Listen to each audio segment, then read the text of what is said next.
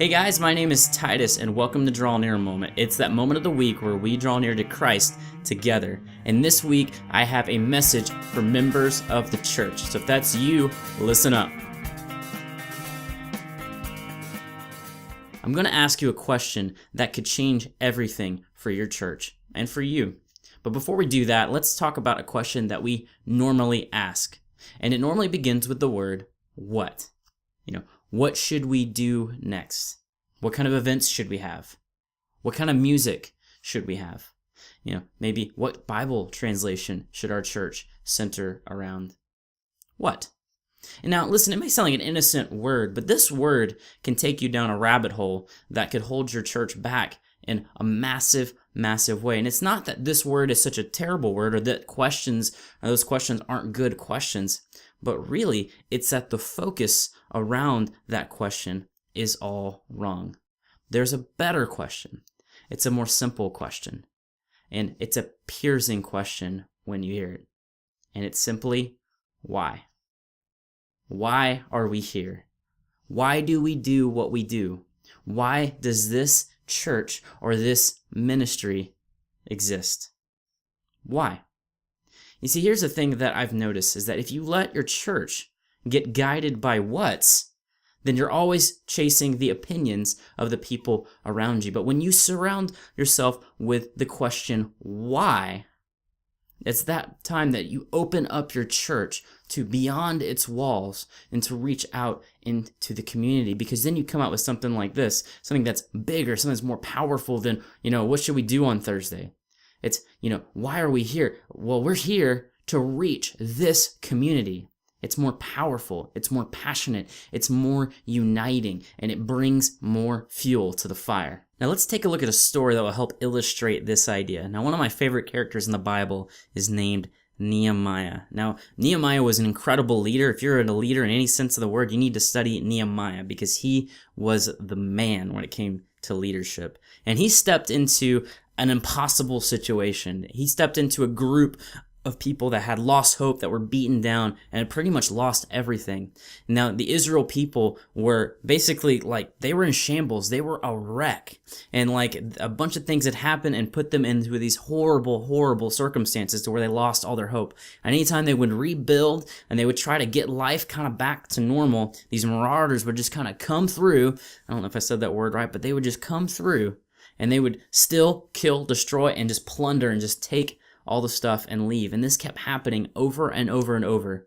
These people were beaten and they were without hope. And Nehemiah has to step in front of these people because he feels like God had called him to be the leader and to lead these people into a better future.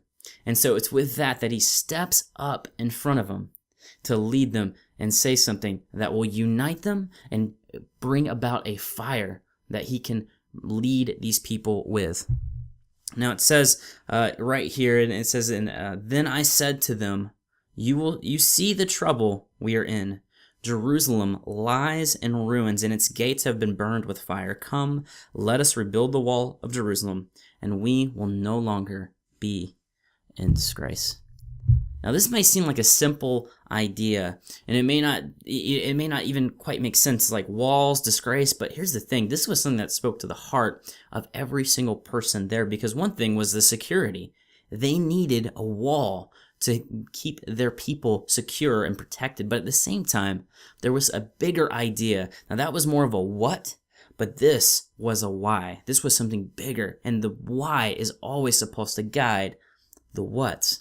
And this was it. Let's end this disgrace. Because see, the Israelites were God's chosen people, and they were in disgrace because, they had put themselves in this situation, but God was trying to lead them out of it using Nehemiah. And this was something that spoke to the heart of every single person there, because it was something bigger than just them. It was a bigger idea than just you for the next couple years. No, this was a generational idea. This was an idea of hey, think about your children, think about our future, think about our nation, think about our roots. Think about all of that. Let's end this disgrace. Now, it's amazing what happens when he stepped up in front of them and said all this, because this lit a fire in each of them So much so that not only were they willing to start working on a wall, imagine how boring that was. They just, started picking up pieces. Let's build a wall. Come on, Nehemiah. But at the same time, when the next attack came, they were ready to pick up a sword because they had something that was worth fighting for. Something bigger than just a simple little thing. It was a why, something powerful, uniting, and something that brings about passion. So what does this mean for you, and what does this mean for your church or ministry? It means simply this, that a why, a mission, a purpose is way more important and way more powerful than a what, an event, an idea. And anytime a what comes along, you check it against your why. And anytime someone comes up to you and says, hey, I think we should do this style of music, or hey, I think we should do this kind of event because this is my favorite, or hey, I think we should start kind of centering around this translation of the Bible, you check it against your why. And if it doesn't check out, then you push back. And you hold on to that why, because that why is too important to let go of just because you're afraid you're going to hurt someone's feelings or you're afraid someone's going to get mad and leave. A why is everything, because that's why God put you there. And to disobey that or to disregard that is to disregard your purpose and your mission.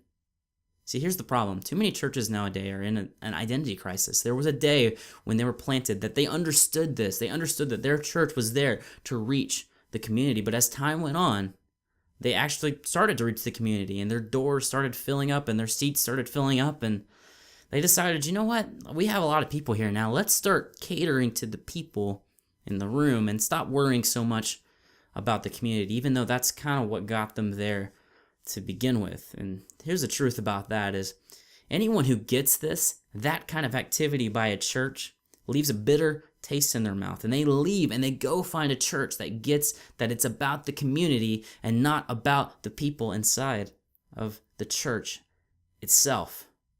So if you found yourself in a church or in a ministry that has lost track of this and is in some kind of identity crisis, it's time to get back on purpose. It's time to find that mission that God has put you there to accomplish and to go after. And when you find it, you never let go of it, because that mission is everything. And you let everyone that goes there, that's involved, that this is what we are here to do, and you pick up your sword and you fight for it. Because that is what God put you there to do. Those are the people that God put you there to reach, or those are the people that God put you there to help. A why is so important.